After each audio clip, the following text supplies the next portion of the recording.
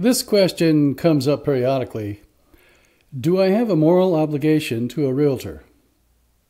Well, the question came from a gentleman who asked whether he had a moral obligation to work with a realtor who had emailed him and talked to him on the phone about some properties. Clearly, he's a man of integrity, and it's honorable that he would have a sense of loyalty to a realtor. Loyalty is good. Honor is good. But does a buyer, or a seller for that matter, have a moral obligation to work with a realtor when he would prefer working with another realtor? In other words, at what point does a client have a moral obligation to stay with a realtor? How much must a realtor do to earn that moral obligation? First, let's make sure there's no contractual or legal obligation that would require someone to continue to work with a realtor. If you have not signed a buyer's agency agreement with a realtor, you have no contractual obligation. That's the law. Judges have also ruled that just talking, emailing, or driving around and looking at houses does not create a binding agency relationship. Having settled the contract law and the law of agency, let's look at moral obligations. A moral obligation does not exist just because someone emails and talks to you, or because they do some research, or even because they show you a few homes. None of that creates a moral obligation. Realtors do this for a living, and they do a lot of things for buyers without the expectation of any guaranteed loyalty or obligation. For example, realtors email hundreds of people throughout the year, yet they are hired by only a handful of these people. They talk to a large number of people in person, the vast majority of whom do not hire them. They do free CMAs, or comparative market analyses, for sellers, realizing they are competing with other realtors, which means they do a lot of free CMAs. They send potential buyer clients free information regularly with no obligation.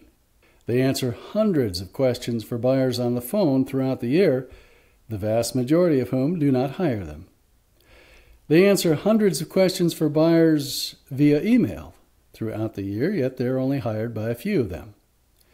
They do a lot of marketing to reach hundreds of people with the hope of capturing perhaps 1% to 5% of the people they contact via mass mailing campaigns, mass email campaigns, print advertising, radio spots, online lead generation systems, and so on.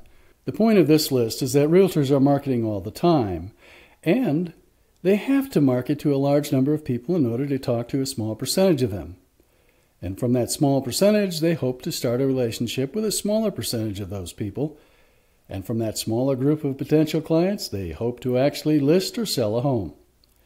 Notice that they have to work with a lot of people in order to work with a few who close on a transaction.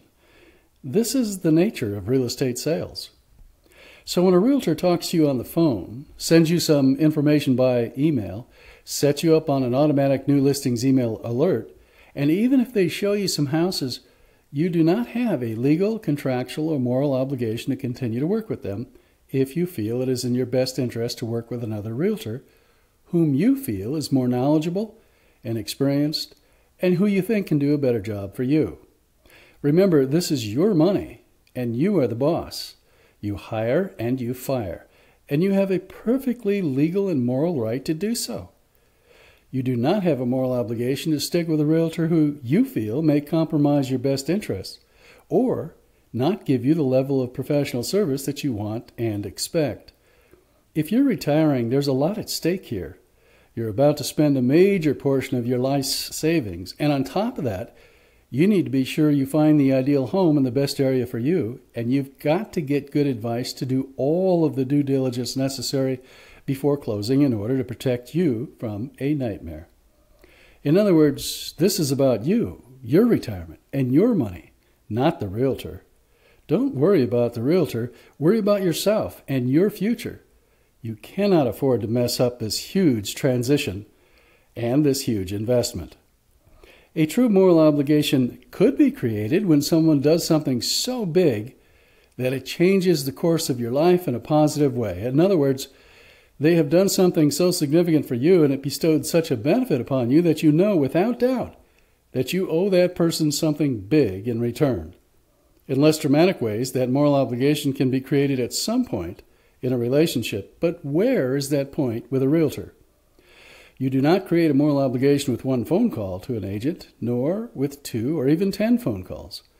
Nor does 1 or a dozen emails create any kind of obligation. The realtor owes you nothing, and you owe the realtor nothing at that point. Realtors understand how the business works. People switch realtors all the time. It's not necessarily a matter of time or even how much time the realtor has spent helping you, because if you have spent a lot of time with the realtor, but then you learn that the realtor is incompetent or lacks knowledge, lacks integrity, or simply doesn't have the professional conduct you expect, you are most certainly not morally obligated to that realtor. You don't have to risk your money and life by continuing with someone you no longer trust to do a good job for you. Many years ago, I learned something I've never forgotten.